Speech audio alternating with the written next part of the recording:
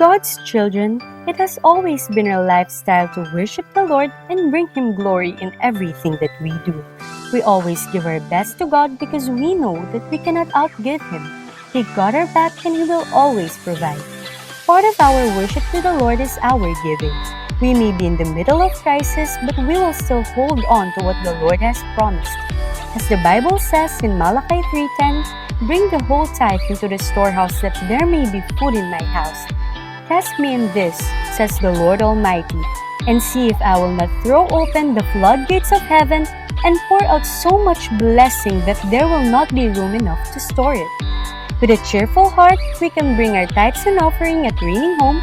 We can also give through GCash, or we can contact our respective life group leaders to help us on how to remain faithful in the Lord through our giving.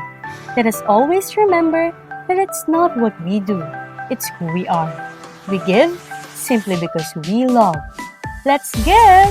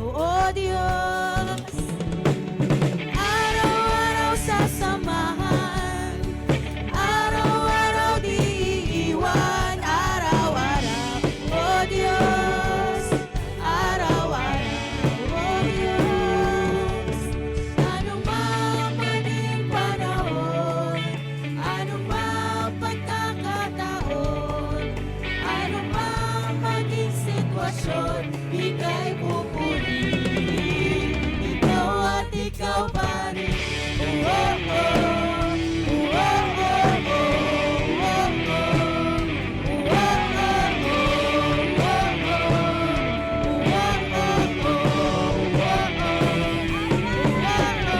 Araw-araw kasiyahan, araw-araw kagalakan, araw-araw, oh Diyos, araw-araw, oh Diyos. Araw-araw sasamahan, araw-araw di iiwan, araw-araw, oh Diyos, araw-araw, oh Diyos. Ano man maging panahon, ano man pagkakataon, ano man maging sitwasyon, ika'y pupurihin.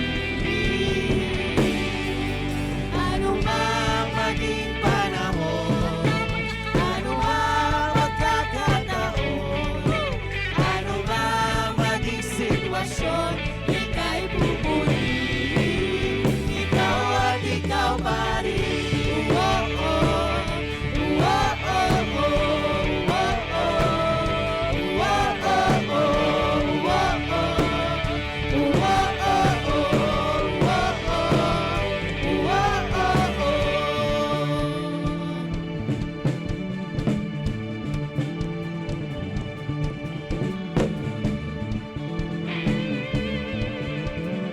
Come on, family, let's declare this.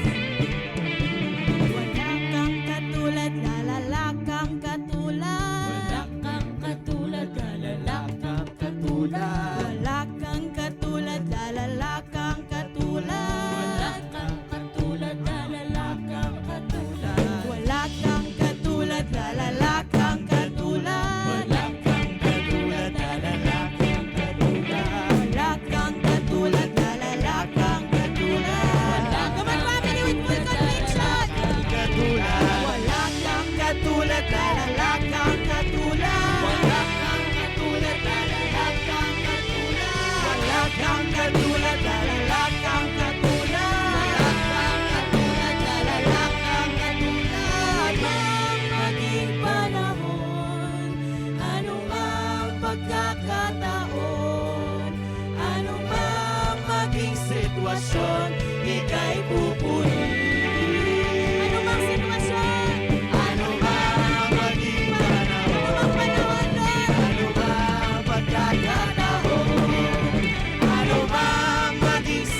sitwasyon, ika'y pupurihin.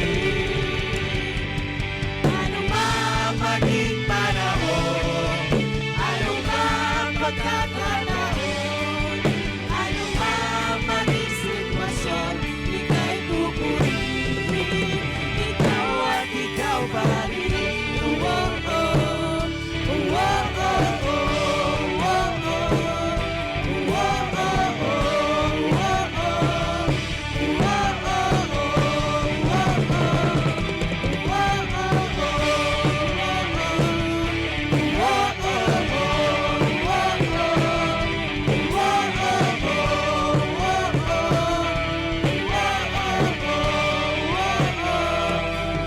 Family, can we all declare this again? Kasi totoong kahit anong panahon, Lord, kahit anong sitwasyon, ikaw at ikaw lang ang papupurihan namin. Hindi para sa amin, Lord, at di kami magdedepende sa kahit na anong emosyon ang meron kami, Lord. Lahat ng gagawin namin for your glory alone. Kaya come on, family, let's declare this. Ano mang pagkakataon, ano mang maging sitwasyon, ika'y pupurihin. Ano mang maging panahon, ano mang pagkakataon, ano mang maging sitwasyon, ika'y pupurihin. Ano mang maging panahon, ano mang pagkakataon, ano mang maging sitwasyon, ika'y pupurihin. Ano mang maging panahon, ano mang pagkakataon, ano mang maging sitwasyon, ika'y pupurihin. Ano mang panahon, Lord, ano mang maging panahon, ano mang pagkakataon, ano mang maging sitwasyon, ika'y pupurihin. Ikaw at ikaw pa rin. Every individual is a generation.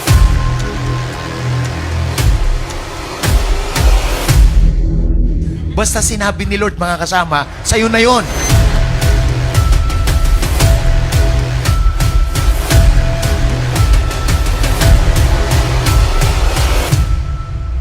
You are created for the Lord. So kaya dapat alam natin na ang buhay natin hindi na sa atin. Ang buhay natin para na sa Panginoon. So, madali ang buhay kapag alam mo kung bakit ka nabubuhay. Mahirap mabuhay kung hindi mo alam kung bakit ka buhay. Makikipaglaban ka. Magsusumikap ka. Mahihirapan ka. Mapapagod ka. That's life. So kaya, ini-encourage tayo ng Panginoon na mabuhay para sa Kanya. Yung huminga ka ng magaan lang. Mag-isip ka ng magaan lang. Makaramdam ka ng magaan lang. Kasi ang lahat ng kabigatan mo, ang sabi ng Panginoon, ibigay mo sa akin. That is His invitation. Lahat ng kabigatan mo, ibigay mo sa akin. So that's why I am here congratulating you. If you learn how to flow, how to live your life for Jesus, I tell you, lahat ng nagpapabigat sa'yo, willing, more than willing siyang kunin niya. Para mabuhay ka ng may ngiti sa labi.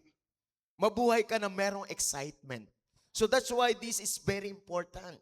Kapag totoo kang sumunod sa Kanya, ini-align mo ang iyong buhay sa Kanya, parang hose nakatap sa gripo na hindi baluktot.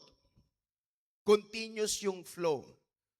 So if you are aligned with God. So I am so excited to share this because maraming mga tao ang nabubuhay para sa sarili nila. Maraming tao nabubuhay para sa pamilya nila. Maraming tao nabubuhay para sa mga pangarap niya. Yung mga bagay na yon hindi masama. Ang pamilya, ang pangarap, ang sarili, hindi masama yon. Pero wag mong kakalimutan ng pundasyon. Ang pundasyon ng lahat ng mga bagay na ito, walang iba kundi ang Panginoon. So, sa mga na kay Kristo, sila ay bago ng nilalang. That is in the Word of God in 2 Corinthians 5:17. If anyone is in Christ, he is a new creation. The old has gone and the new has come. The good thing is, you are new. Binago ka na ng Panginoon kung na kay Kristo ka. At kapag na kay Kristo ka, may bagong buhay na inaasahan ang Diyos sa'yo. Pinagmamasdan ka niya, tinitingnan niya kung anong laman ng isipan mo, kung ano ang laman ng damdamin mo. Pinagmamasdan ka niya kung uma-align ka sa Kanya. Kapag uma-align ka sa Kanya, natutuwa siya, nag-glorify siya. Kasi you are preparing yourself for greater flow of blessing. Are you excited for that? When you are aligning with God, you are preparing yourself for greater kind of blessing. So that's why hindi ka lang basta uma-attend sa church. Our goal is not to attend. Our goal is to be aligned. Hello? Ang goal natin, hindi ka maging leader. Ang goal natin, mag-mature ka. God spoke to me that way. Do not raise up leaders. Raise up mature disciples. Mahirap mag-raise up ng leader na immature. So ang goal ng church, ang goal ni Lord, every individual must be spiritually matured. How we face problems, how we choose this and make decision. So yan po yung itinuturo sa atin ng Panginoon. Na pag nakita mong mali, hindi mo gagawin ang mali, gagawin mo yung tama. And that is wisdom. Wisdom is knowing what is wrong, knowing what is right, but choosing what is right, and ignoring what is wrong. That's wisdom. So that is my prayer today. Na paglabas ninyo dito sa simbahang ito, maging ikaw ay maging simbahan ka. Be the church. Be a man and woman of influence. Ang mga tao, tinitingnan ka kung ano ang dinadaanan mo. Hindi sa simbahan kung anong inaatenan mo. Kaya hindi kumbinsido ang mga tao sa paligid natin kasi you do not show the way. Jesus' way. So people are confused. Kapag nagbabasa ka ng Bible, nagpe-pray ka, tapos hindi ka naka-align kay Lord, kasi hindi ka naka-align.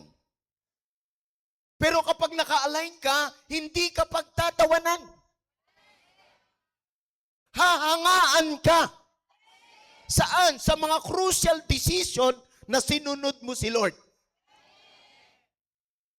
Sa mga crucial decision na merong tukso na mag-compromise ka, pero nanindigan ka kung ano ang tama. People are looking at you. So that's why this is not religion. Kaya maraming mga tao hirap sa buhay, magulo ang pamilya, kahit nasa church. Walang authority pag nagsalita. Why? You are not aligned. Hindi lahat na nagsasabi ng Panginoon, Panginoon, ay makakapasok sa kaharian ng langit, kundi yun lamang sumusunod. Matthew chapter 7 verse 21. That is very clear to each and every one of us. So that's why, wag niyong hangarin ang maka-attend. Wag nating hangarin ang maka-attend. Ang hangarin natin makasunod. Pero hindi lahat po ng umattend sumunod. Come on, everybody. If you want to live a blessed life, if you want God to perform in your life, align with God. Live for God. Because this verse is very clear. Not everyone who says to me, Lord, Lord, shall enter the kingdom of heaven, but he who does the will of my Father in heaven. So do not deceive by your religiosity. Hindi ang goal maka-attend. Ang goal, makasunod. At ang pagsunod, mga kasama, tuloy, tuloy, tuloy. Mahirap yung susunod ka, tapos mamaya pag tinopa ka, hinto. Pag lumala ang topak, atras. Nag-get ninyo, mga kasama? Kaya walang significant yung life. So that's why I encourage you, regardless of what you feel, regardless of what you think, do not stop. Do not go back.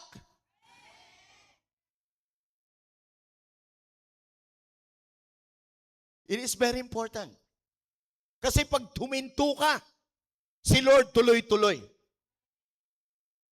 At ang mga sumusunod kay Lord, may nangyayari na. Ikaw, wala pa. Nag-get niyo mga kasama? Hindi po garantiya na matagal ka sa church, Christian ka, may mangyayari sa life mo. Ang gusto ng Panginoon, purihin mo siya, sumunod ka sa Kanya, kasi tagalangit ka. Kaya ka sumusunod, hindi para mapunta sa langit. Kaya ka sumusunod kasi tagalangit ka. Jesus is your King. And when you follow your King, you are under His rulership. You are under His authority. You are under His governance. And Jesus is the King of Kings. And Jesus owned everything. Kung ikaw ay nasa sakupan ng kaharian ng Panginoon, hindi ka pababayaang mahirap. May benefit ka pag citizen ka. Come on, somebody. Kaya maraming nagpupunta sa iba't ibang bansa kasi libre daw ang paggamot. Hello? Ako, di bali ng walang libre na pagpapagamot. Huwag lang magkasakit. Aanin mong libre ang pagpapagamot. Manalangin tayo, huwag kang magkasakit.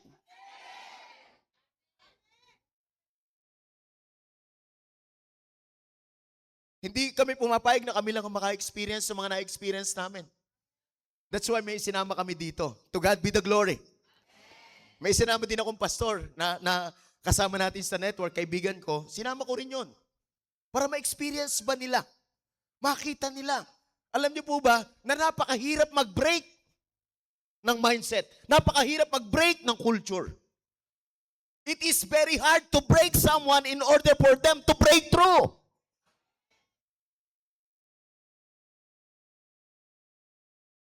Mindset ba? Nagdadrive na, nagpauwi na kami, may balita na ang taas na ng diesel. Umaabot na ron ng 100 plus. 102 hanggang 108. Umalis kami, nasa 80 lang yata o 70. Kung hindi ako nagkakamali ha. So tapos sabi, naku po, mahal na mahal, ang mahal na naman ng gasolina. Sabi ko, bro, di baling mahal, basta may pambili. Because I believe God is my provider. Kung binigyan niya ako ng sasakyan, panggas pa kaya? Mindset. Ang ekonomiya natin, hindi ekonomiya ng mundo, ekonomiya ni Lord. Yan ang milagro. Naghihirap ang iba, ikaw gumiginhawa. Ay, para wala akong kausap. Hallelujah! Sino dito yung sawang-sawa ka na sa kahirapan? Mamuhi ka na dyan. Meron kang Diyos na kasaganaan. Umalain ka lang. Huwag lang matigas ang ulo. hindi ako nakikiusap sa'yo. Mahabag ka sa sarili mo. Mga kasama, hindi ako kaaway. Hindi ako kaaway. Wag na wag ninyong isipin na kaaway ako. At wag na wag din ninyong isipin na pagpapalain kayo sa iba. Character matters. Kahit saan ka pumunta, kung yan ang ugali mo, tangay-tangay mo yan. At asa ka pa na pupunta ka sa langit. Ang pupunta sa langit, yung mga sumusunod. Kaya makikita mo talaga, ang mga sumusunod, iba ang buhay. Yung mga hindi sumusunod, matamlay. Yung mga parang binugbog, yung mga talagang lambot na lambot, yung talagang hirap na. Buti na lang nandito ka ngayon. Simula na ng kasaganaan sa buhay mo. Iisa ang Diyos natin, mga kapatid. Grabe. Dati dinideclare ko lang yun. Yung mga taga-iba't ibang bansa, maglilingkod sa amin. Hindi tayo pupunta sa iba't ibang bansa para manghingi. So ngayon, yung mga foreigner, sila ngayon ang naglilingkod sa amin. Kami ang nagbibigay ng tip sa kanila. Well, taga-Pilipinas ako, pero taga-Kaharian. Yung iba, hirap na mga Pilipino, pero mga anak ng Diyos, dapat hindi. Align. Kaya hindi pakiusapan yan. Pihitan ng utak.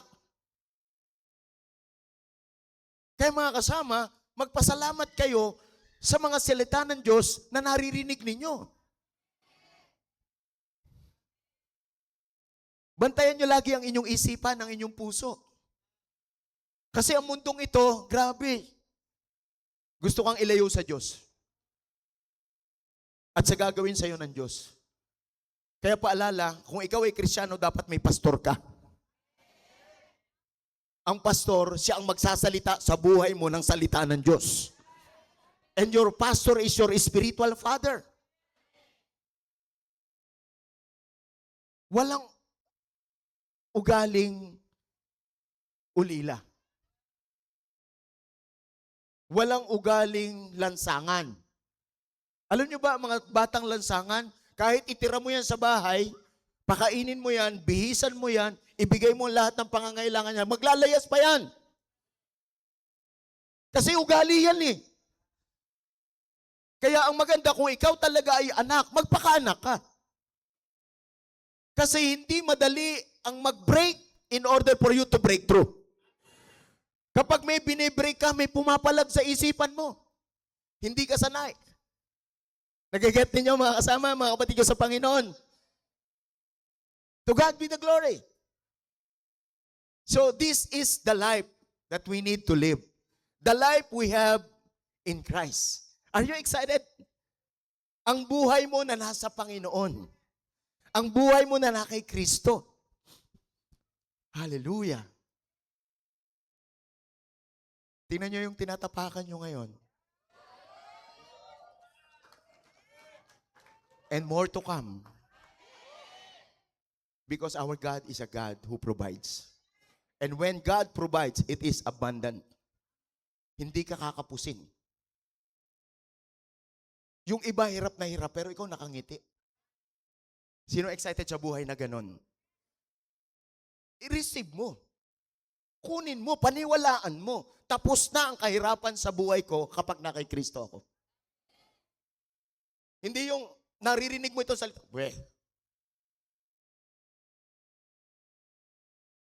Tandaan mo, ang plano ng Diyos hindi nakadepende sa sitwasyon mo. Ang bawat sitwasyon ng isang tao nagre-reveal ng kanyang karakter. Kung ano ang sitwasyon ng isang tao, ipinakikita niya kung ano ang ugali niya. Kapag ka ba may problema ka, kapag ka ba may matinding sitwasyon, susunod ka pa rin sa Panginoon? Sino susunod? Taas ang kamay. Congratulations! Ano man ang sitwasyon, ano man ang kondisyon, susunod ako sa Panginoon. And that is commitment. Backward, never. forward ever. So that is our commitment. Susunod ako sa Panginoon. Alam nyo, ang tao kapag may kaya pa siyang gawin, sa halip na sumunod sa Panginoon, tandaan nyo, lalo yan lalayo. Pero pag may taning na ang buhay at hirap na hirap, doon po yun, mapapa-Diyos ko po. At sa Diyos ko po na yun, kasama ang pangako. Hello? Malakas ka pa, itoto mo na. Para pwede mong i-invoke. Remember si King Hezekiah? Sabi ng propeta sa kanya, hindi ka nagagaling sa iyong karamdaman. Mamamatay ka na.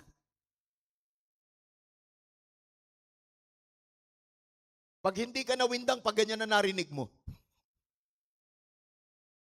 Ewan ko lang, pag hindi ka bumait, lahat ng kaaway, babatiin mo. At napakahaba ng panalangin mo. Tama? Hindi ka nagagaling, mamamatay ka na. Sabi ng propeta yon, hindi doktor. Hindi siyensya. Propeta. Alam mo itong hari na ito because he was confident sa kanyang obedience kay Lord. Bumaling sa kanyang higaan and he prayed. Alam mo, ang sabi niya sa kanyang panalangin, Panginoon, alam mo ang pagsunod ko sa iyo.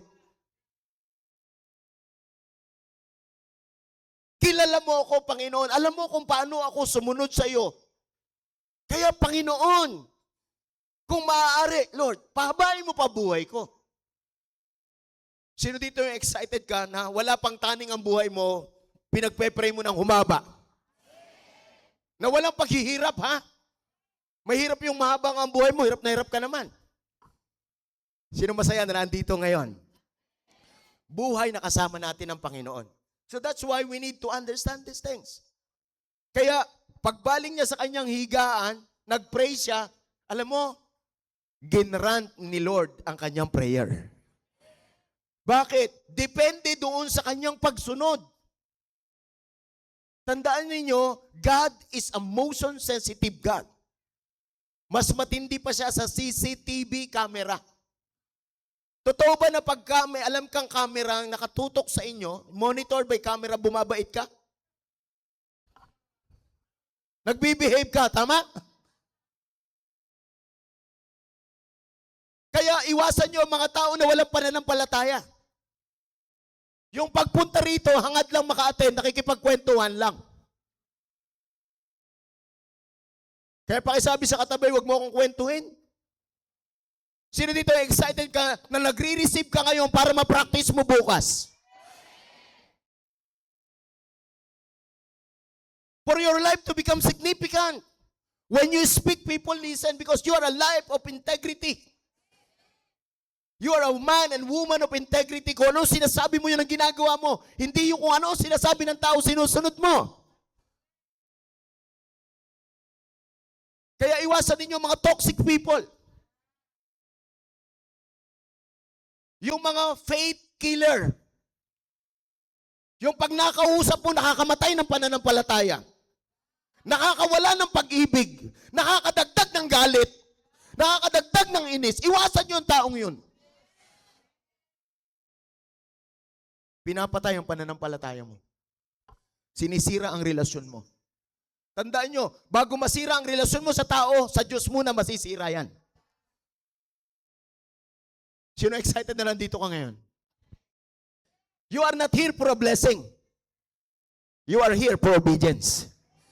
And then if you obey, you will receive blessing. Sino masaya na nandito ka ngayon? No, pakisabi sa katabi, excited ako na mag-manifest si Lord. Sino dito excited? Magmamanifest si Lord sa life mo. So there is an apostle in the name of Apostle Paul. Si Apostle Paul, mga kasama, mga kapatid ko sa Panginoon, nakulong siya kasi sumusunod siya sa Panginoon. He was very bold, he was very radical because he obeyed the Lord. Nakulong siya kasi ayaw ng mga tao ng ginagawa niya. Kasi ang gusto ng mga tao sa panahon niya, maging religious person lang siya. So, in the book of Ephesians chapter 3, ito yung prayer ni Paul sa mga mananampalataya. He was praying while he was in prison. Na ang concern niya, yung pananampalataya ng mga taong nakakakilala sa kanya. So, this is his prayer. In Ephesians chapter 3 verse 14. Sabi niya, "For this reason, I bow my knees to the Father of our Lord Jesus Christ." He was in prison but he remembered the people na nasa labas. Kasi alam niya ang mga pinagdadaanan ng mga tao. Sino dito yung meron ka rin pinagdadaanan? Taas ang kamay, may pinagdadaanan ka. Sa mga decision making mo, nakukonfuse ka. So after you receive this message, yung pinagdadaanan mo, mabilis mong malalampasan. Ang mga decision making mo, hindi ka na makukonfuse. And every day of your life is your progress. Hello? Every day of your life is your progress. Araw-araw ng buhay mo, excited ka. Lagi kang may excitement, lagi kang masigla. Kasi alam mo may gagawin ng Panginoon. So this is the prayer ni Paul.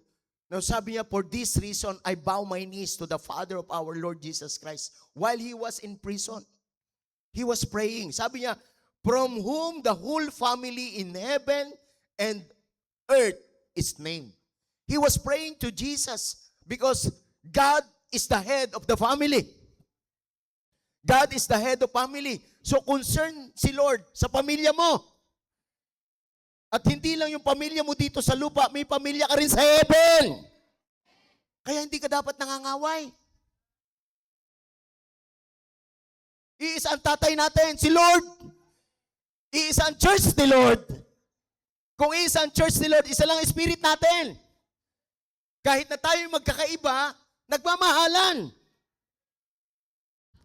Hello? Hindi kinukumpara si pastor. Hindi kinukumpara sa church ng iba. Because we are family.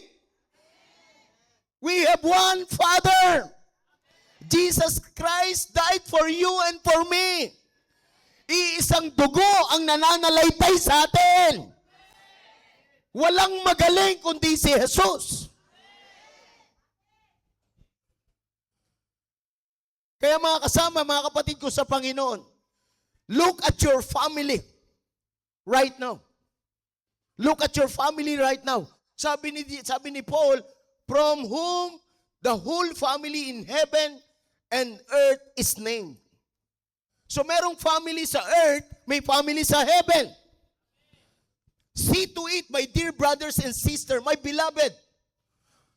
See to it that your earthly family is also your heavenly family.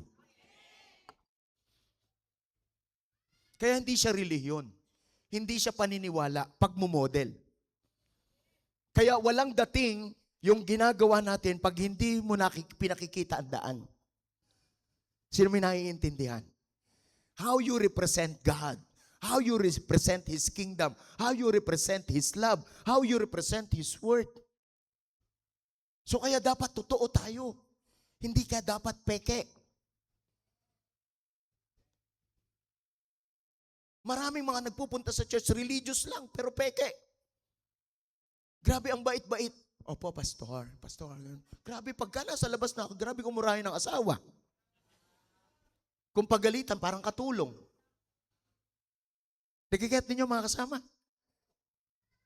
Duality of life is religiosity. Again, I will tell you this. Duality of life is religiosity. So look at your family. Ang pamilya ko ba sa pananampalataya nabubuhay? So ito yung bagay na dapat na maging malinaw sa atin. From whom the whole family in heaven and earth is named. Si Paul, ang concern niya, naka-detain siya sa kulungan, pero ang concern niya yung mga taong nasa labas. Ang concern niya, sabi niya, bawat pamilya, ito yung kanyang prayer in verse 16, that He would grant you according to the riches of His glory, to be strengthened with might through His Spirit in the inner man. So the life we have in Christ, every family must be spiritually strengthened. Not just religiously inclined. Tandaan nyo, hindi lahat na nagpupunta sa simbahan sumusunod kay Lord. Hindi lahat ng Christian disciple. So dapat maunawaan natin ang mga bagay nito to adjust ourselves, not to judge other. Adjust ourselves, not to judge other. So wag tayong humusga ng mali ng iba. Alam niyo po ba pag tinuro mo yung kapwa mo, yung daliri, mas maraming nakaturo sa'yo.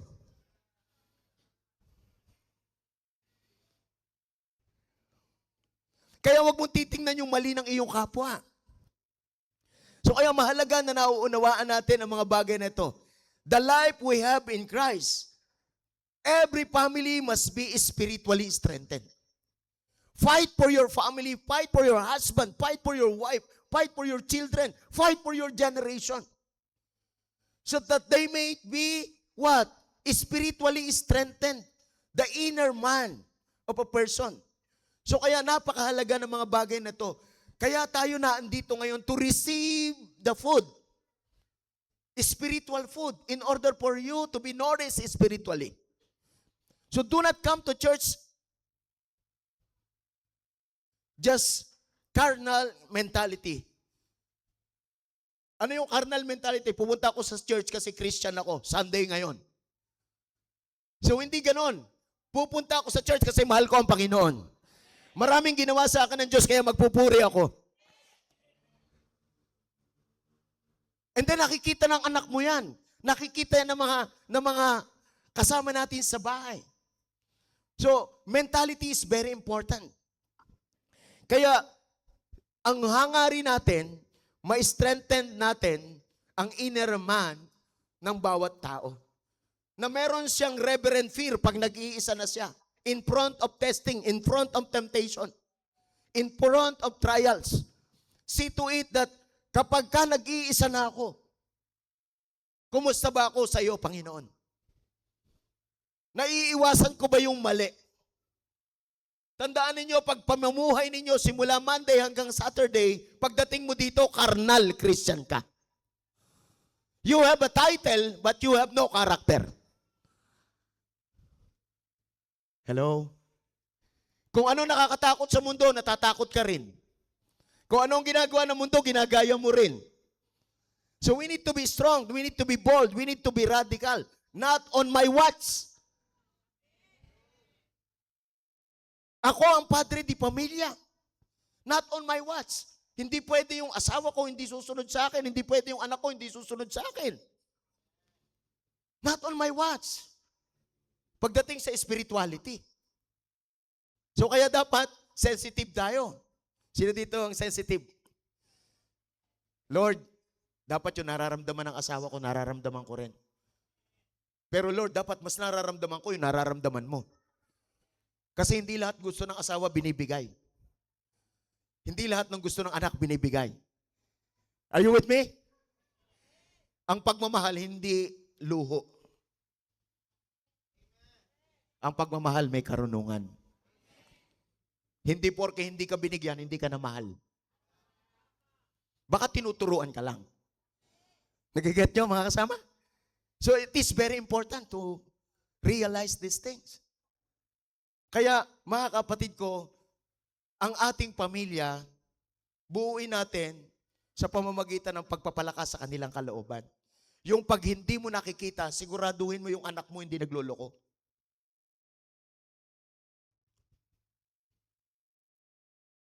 Siguraduhin mo yung anak mo na sumusunod sa Panginoon. Siguraduhin mo yung asawa mo sumusunod sa Panginoon. Paano tayo makasigurado?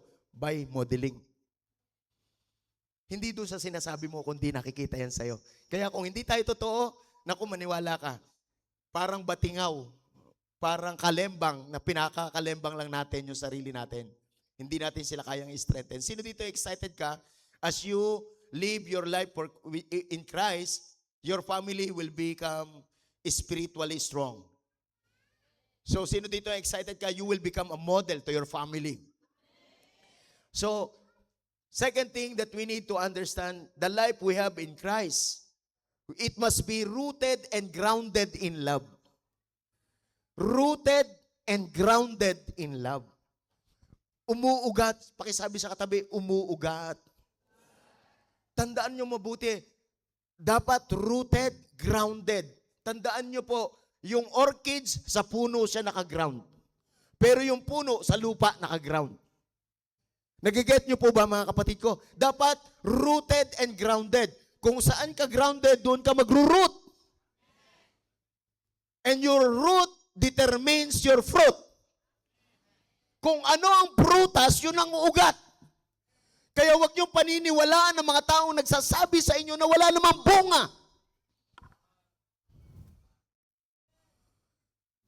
You need to guard yourself.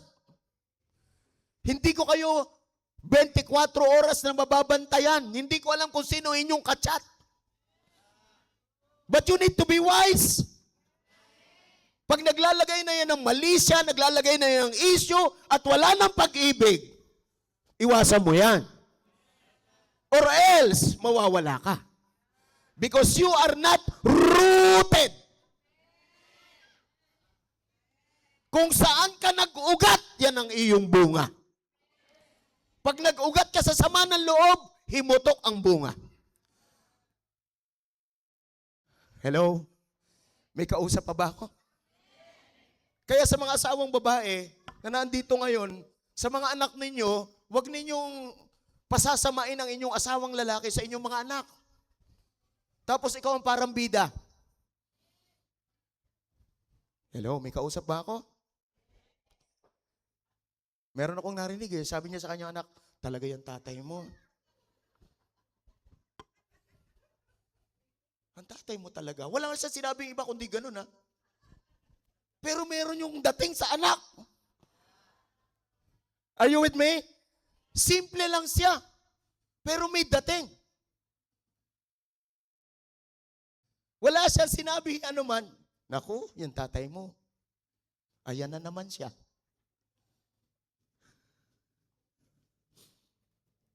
Build up everyone in love.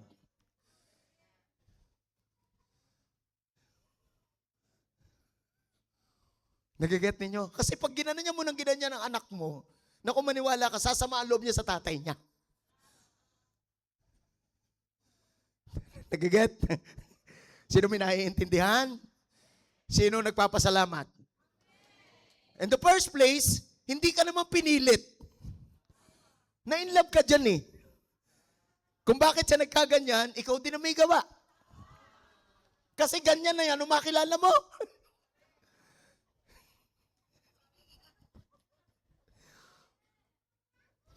Si ate. May nagiget si ate, may nagiget si ate. Nakaka-connect siya. Yung iba parang hindi halata. Kasi wala siyang desisyong baguhin. Nagiget din yung mga kasama. Pero pag hindi mo binago yan, magsasuffer ang family mo. The Word of God is the truth that set you free. So today is your freedom. You must be rooted and grounded in love. Dapat lagi kang in love. Rosas ang kapaligiran. Paggising mo, good morning. Grabe, kahit walang ulam, good morning. Grabe, ang pogi talaga ng asawa ko, ang sipag talaga ng asawa ko, grabe talaga ang mansyon namin, yung mga ganon.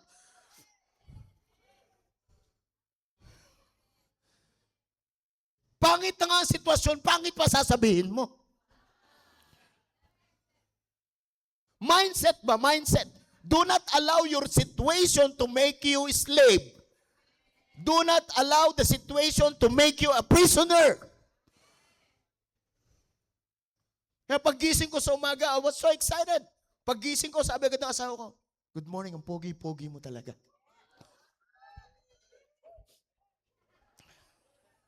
Sino naman hindi gaganahan dyan?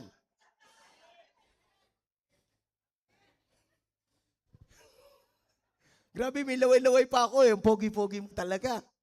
Hindi siya nang loloko, nagdi-declare.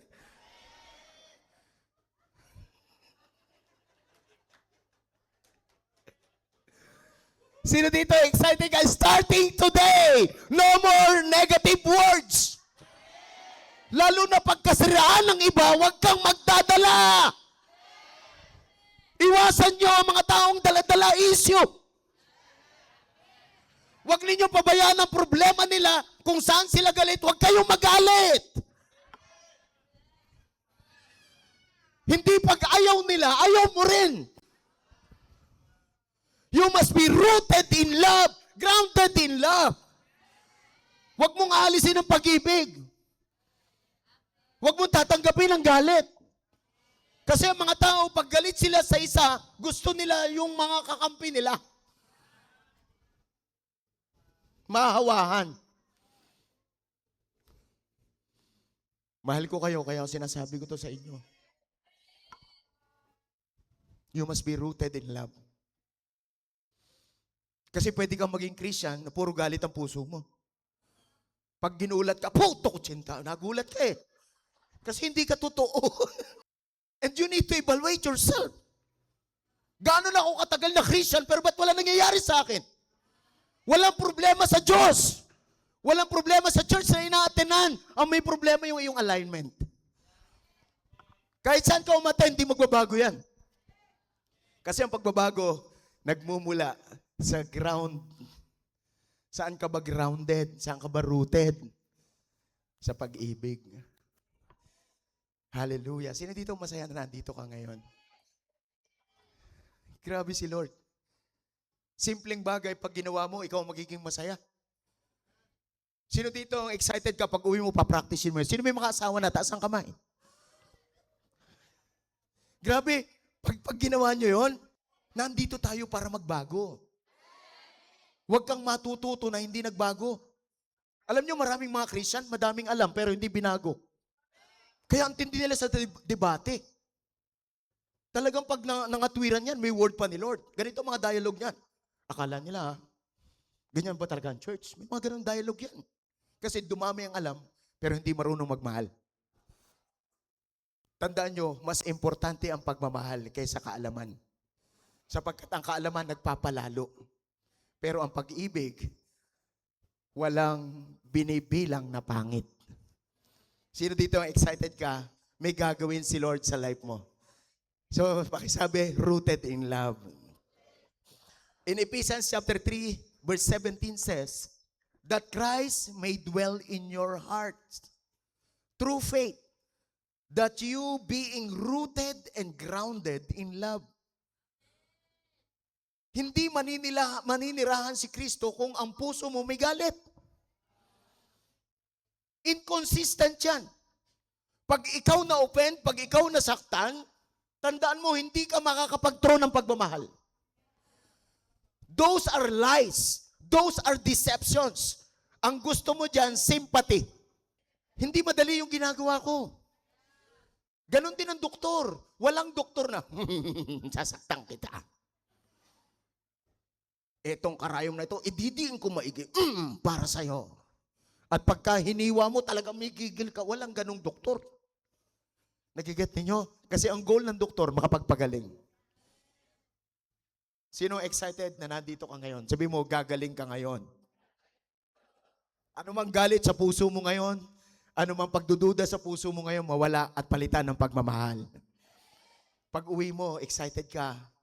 Kung nandiyan ang anak mo, nandiyan ang asawa mo, mag-serve ka sa kanila. Galing ka sa church, nakangiti ka. Tapos ipaghain mo sila ng pagkain. Maniwala kayo, ang ganda ng atmosphere ng bahay ninyo. At kahit pangit ng dinatnan mo, maraming hugasin, grabe nakangiti ka pa rin, panalo ka pa rin. Kasi hindi ka papapangitin ng mga sitwasyon sa kapaligiran mo. Huwag na huwag yung pag-uwi mo, galing ka sa church, puspos na puspos ka rito, pagdating mo, ano ba namang hugasin yan? Ang dami-dami, hindi ba kayo marunong maghurong?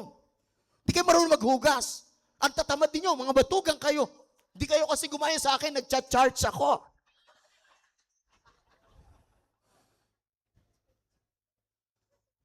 Hello? Usapang buhay. Real talk ba? Real talk. You need to be real. Milagro ang buhay na may pag-ibig. Pero dilubyo ang buhay na puro galit. Mamimili ka lang kung ano sasamahan mo. No, but spirit transmit spirit. Birds are the same feathers plucked together. Tandaan nyo po, hindi po kayo ginagawang leader dito, ginagawa kayong matured. So kaya, pag magpapakilala kayo dito, pag cell leader ka, ibig sabihin matured ka. This is not all about position, this is all about character. Kaya, ito yung mga realization ko na dapat maunawaan natin na kapag ka maglilid ka, you need to be matured. At huwag niyong i-deny ang maturity. Huwag niyong i-delay ang maturity. Only matured person receive their inheritance. Ulitin ko uli yun, no? Legally speaking, only matured people receive their inheritance. Those who are immature, hindi nakaka-receive yung mga wala pa sa legal age. Nagiget ninyo mga kasama? If you want to receive your inheritance, be matured. Sino excited? Sabi mo sa katabi mo, magba-matured na ako. Para maklaim ko na yung inheritance ko. Sino dito excited ka? May inheritance ka pala. So today, the life we have in Christ, you must be rooted and grounded in love. The life we have in Christ, we must have power together. Power together. Tandaan nyo, ang gusto ng Panginoon, sama-sama. Ang gusto ng demonyo, watak-watak. Look at your family. Sino excited na nandito ka ngayon? Kasi may puwersa pagsama-sama. Na tama, ha? Hindi lahat na nagsama-sama, tama. Merong nagsama-sama sa sama ng loob. Ayaw ko dyan, di ko kabatiyan. Away ako niyan. Sama ka sa akin, di tayo batiyan. Dito tayo, hindi natin kampihan. Mga immature. Hindi natin kalaro yan. Away ako. Bleh. Akala mo, ha? Kampi-kampi kami, sama-sama kami. Mali kaya. Nagiget ninyo mga kapatid ko? Gawa ng kaawayan. Ang nagsasama-sama sa sama ng loob, it is demonic alignment. Because God's desire is unity. Hindi disenyo ng Diyos ang magkawatak-watak. There is power in togetherness. Sino dito excited? Yun pala ang gusto ng Panginoon. Kaya yung nagpipilit na ihiwalay ka, maging matalino ka. Kahit na magandang mangusap yan, titingnan mo buhay. Titingnan mo spirit, titingnan mo yung fruit. So, titingnan natin lahat ng mga bagay because kapag naihiwalay ka na, nagsisimula ka na diyang madry. Sisimula ng mamatay. Parang yung baga na inihiwalay sa mga kasama. So kung gusto mong nagliliyab ka, gusto mong mag-apoy ka, dapat may cell group ka. Kaya po dapat nasa cell group. Pag wala sa cell group, hindi mo kami maiintindihan. Pag malayo ka sa cell group, naiisip mo nag-iisa ka na, hindi ka natanggap. Kasi sa cell group, yung may toyo, nawawala ang toyo. Kaya hindi pwedeng wala kang cell group, yung gospel community. Diyan ka makaka-receive ng encouragement. Ang pagiging alagad, wala sa edad. Nasa desisyon. Si Timothy, bata pa siya, sumunod na sa Panginoon. Si Samuel, bata pa lang siya, nasa templo na siya. So kaya wala sa pagiging bata at wala rin naman sa pagiging matanda. So sino dito yung excited ka na naiintindihan natin yung kapangyarihan ng pagsasama-sama? Kaya pakisabi sa katabi, ang sino mang magpapahiwalay ay sa kaaway. Pero kung sino man yung magpapalapit, magkakadikit-dikit, magkakasama-sama sa Panginoon. Imagine mo, sa langit tayo pupunta lahat, eh kung galit ka sa akin,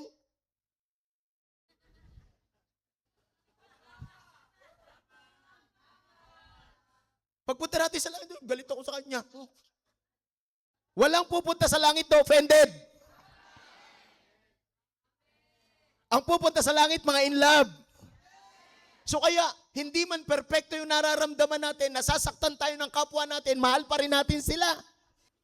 So sino dito excited ka na ikaw ngayon para sa ikapag-uugnay, ikapagdudugtong, ikatitibay, there is power together. Sabihin mo sa katabi mo, power together.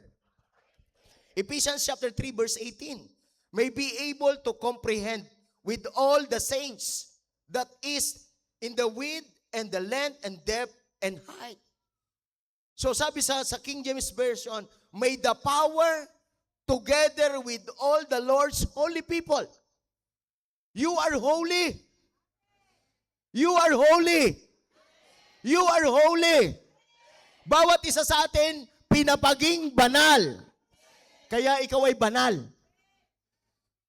Yan ang ginawa ni Kristo sa atin. Hindi tayo ang gumawa, ipamuhay lang natin. So kung si Kristo pala ang gumawa na tayo pinapaging banal niya, magsama-sama na lang tayo.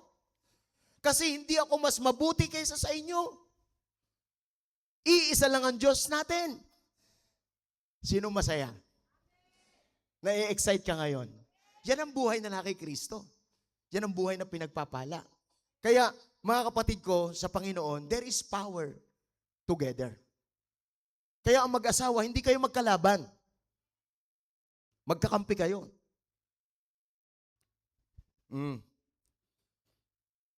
Kung katabi mo ang asawa mo at dapat magkatabi kayo,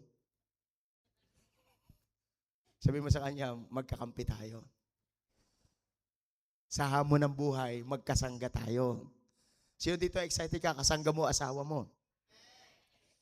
Kaya wala kang magagawa kundi mahalin talaga siya ng mahalin. Kasi pag nakikita ng mga anak nyo na nagmamahalan kayo, masaya sila. Masaya sila. At mag-aasawa sila kasi nakita nila kung paano ang inyong pagsasama ay naging modelo sa kanila. So may have power together with all the Lord's holy people. So kaya tayo mga kapatid ko, pinapaging banal lang tayo ng Panginoon. Kaya dapat magpasalamat tayo palagi. Ayusin natin yung buhay natin, sumunod tayo sa Panginoon. And then last and final, the life we have in Christ, last and final, it is the fullness of Christ. So kapag nabubuhay ka kay Kristo, yung kapuspusan ni Kristo, yung kapunuan ni Kristo, mararanasan natin. Yan po yung pagiging Christian. Si Kristo ang nakikita sa atin. Sa panahon ng problema, sa panahon na tayo may pinagdadaanan, si Kristo ang nakikita sa atin. So that's why I encourage everyone. Ang dinidevelop natin dito, Christ-likeness. Ephesians chapter 3, verse 19 says, and to know His love that surpasses knowledge, that you may be filled to the measure of all the fullness of God. Surpasses knowledge. Ano mang kaalaman, kayang tabunan niya ng pagmamahal. Siguraduhin natin na hindi tayo nabubuhay sa alam natin. Hindi tayo nabubuhay sa pakiramdam natin. Nabubuhay tayo sa gusto ng Panginoon sa buhay natin. Lord, mangyari ang gusto mo, hindi yung gusto ko. To know this love that surpasses knowledge. Kaya wag kang Christian na maraming alam. Hindi ko sinasabing hindi mo kailangan malaman yung mga bagay-bagay. Pero hindi alam ang batayan ng pagiging isang Kristiyano. Kasi minsan pag marami ka ng alam, nagiging mapanghusga ka. May mali tayong lahat. At meron tayong isang hukom. Walang iba kundi ang Panginoon. Wala tayong ibang pwedeng gawin kundi ayusin ang sarili natin sa harapan ng Panginoon. Magliwanag tayo kung paano ang gusto ng Panginoon, nagliliwanag tayo sa ating mga mahal sa buhay. That is being a Christian is all about. That's why natutuwa ako sa mga disciple, sa mga matured leader, na mga selfless leader. They are more than willing to sacrifice. Pinupuntahan nila ang mga barangay. Subukan ninyo, sumama kayo. Mararamdaman nyo doon ang essence na pagiging isang Kristiyano. When you touch people's lives, when you see their situation, pagka naandoon kayo sa ganong sitwasyon, magpapasalamat ka. mas lalong ma-stir up ang iyong passion. Lord, i-bless mo ko para lalo ako makatulong. We are God's people. We are a royal priest and a holy nation. So that's why we must live our lives worthy of our calling. Live the life we have in Christ and be significant. Today, sa mga na-receive natin, magkaroon tayo ng alignment. Lord, I want to align with you. Lord, may galit, may sama ng loob, may pagdududa, may mga bagay na naranasan ako within this week. Or maaaring matagal na itong nangyari. But today, God, I want to receive your love. I want to be rooted in love. I want my family to be strengthened in the faith. Lord, tulungan mo ako. Makilala kita ng lubusan. So that is our prayer. Live a life worthy of your calling.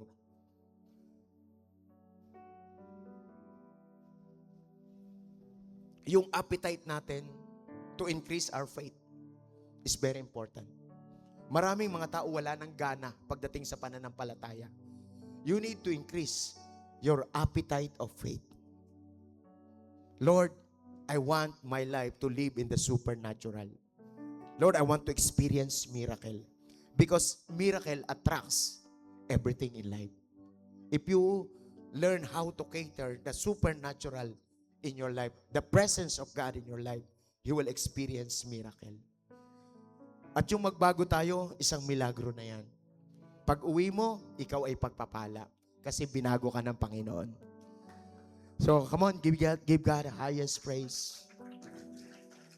At meron tayong desisyon na simula ngayong araw na ito, no, darating yung mahal na araw, maraming mamamanata. Pero ngayon, simulan mo na ang panata. Ano ang panata natin? Na simula ngayong araw na ito, Panginoon, susunod ako sa iyo. Kung meron kang ganyang kalooban ngayon at nararamdaman, tinawag ka ng Panginoon. Hindi para maghirap. Tinawag ka ng Panginoon para maging kanyang anak. Tinawag ka ng Panginoon para maging tagapagmana. If you want, Lord, I want to align with you. I want to live a life worthy of my calling. If you are this kind of person right now, in reverence and in humility and with high honor of God in His love, I encourage you to stand in your feet and present yourself to God. Hallelujah. Yes, Jesus.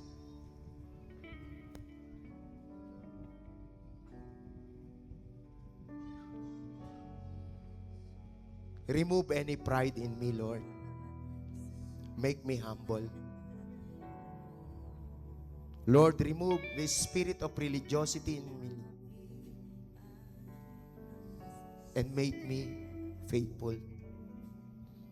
Lord, wag lang ako maging Christian, maging disciple din ako. Lord, renewed my mind, renewed my heart, renewed my passion to you. Lord, I love you. Lord, I love you. Present yourself to God right now. He is loving.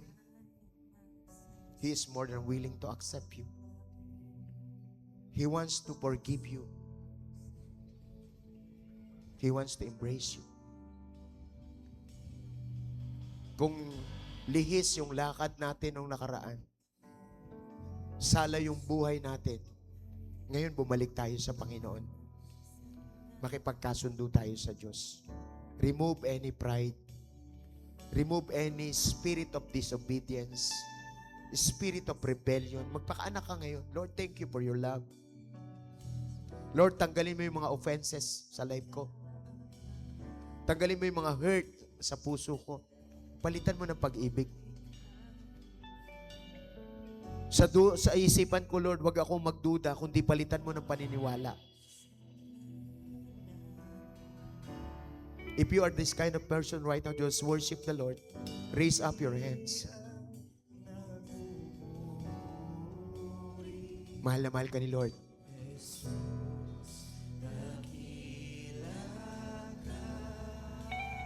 Jesus.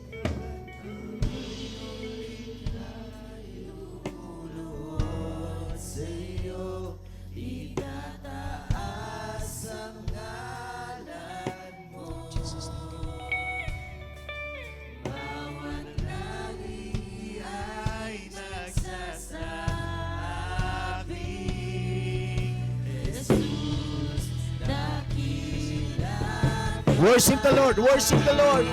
Whoa!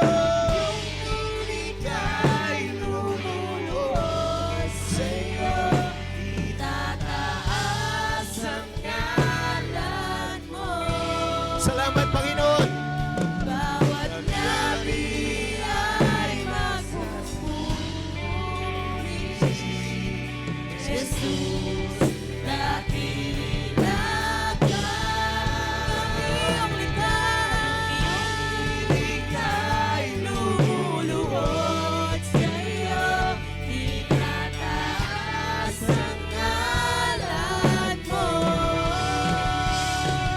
Bawat langit ay nagsasabi, Jesus, dakila ka. Ika'y lumuluhod sa iyo, itataas ang ngalan mo. So, Jesus. Bawat labi ay magpupuri. Jesus, dakila ka. This is your encounter before God right now. Encounter is not a program. Encounter is not an event. Encounter is experience. Allow God to change our heart right now. Lord, create in me a pure heart. Create in me a clean hands. Father, we come to you with all humility. Remove any pride and make us humble before you. Lord, wag kaming mag-rely sa sarili naming lakas at galing. Kagaya ng sinabi ni Zechariah sa chapter 4, verse 6. It is not by might nor by power but your Spirit, O God. Lord, make ourselves humble before you. Hindi namin kayang i-advance ang buhay na hindi ka kasama. Lord, nagpapakumbaba kami sa iyo. At sa mga sandaling ito, Panginoon, alam namin na naandito ka. You can do whatever you want. And Lord, perform miracle to us right now. God's people, I encourage you to stir up your faith. Strengthen your faith. Strengthen your inner being. Just believe God. Believe in His Word. And He is more than willing to perform in your life right now. Sa sino mang may mga karamdaman ngayon, by the blood of Jesus, physical sickness, physical pain, in the name of Jesus, in the name of Jesus, God will give you healing. In the name of Jesus, in the name of Jesus. Because God is here, God is a miracle working God. If you believe, you will receive. If you believe, you will receive. If you believe, you will receive. Physical healing in the name of Jesus. Lord, bring us to life, Lord. Bring us to life. That life is a supernatural life. It is the life in the Spirit. So that's why we command sickness in the name of Jesus. Get out of our body. And we welcome strength. We welcome health in the name of Jesus. And by the virtue of what Christ did for us, anumang kahirapan sa buhay natin ngayon, tinatapos ng Panginoon.